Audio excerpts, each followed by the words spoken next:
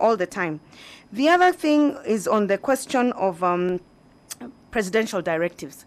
I think we all understand that this is a presidential system of government. And that is why you have cabinet secretaries who are not politicians. They are not ministers. I mean, they're not politicians as in elected, but they're appointed by the president. And so when they sit in cabinet, there are certain decisions that are made in cabinet. And those decisions made in cabinet, you can construe them as being presidential directives. And that is how government is run.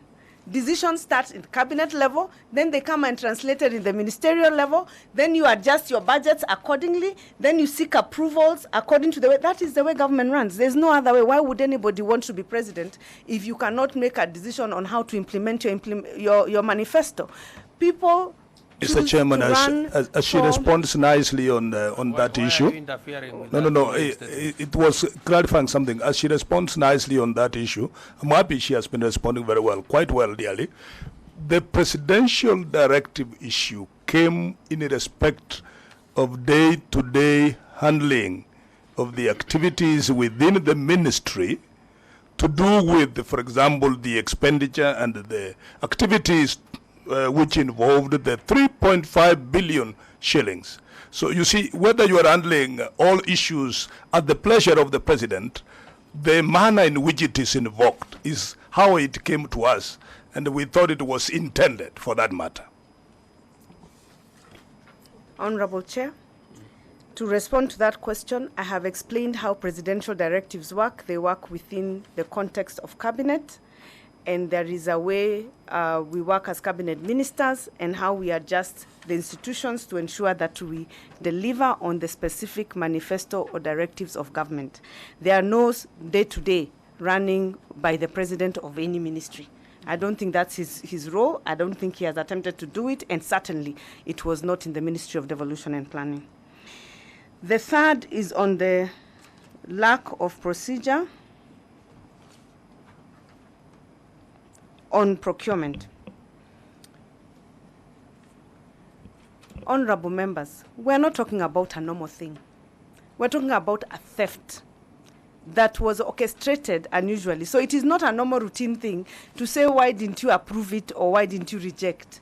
Who would have thought that anybody using LPOs can go into a government system, add zeros, and go away with 791 and attempt to go away with another 695? It is not normal.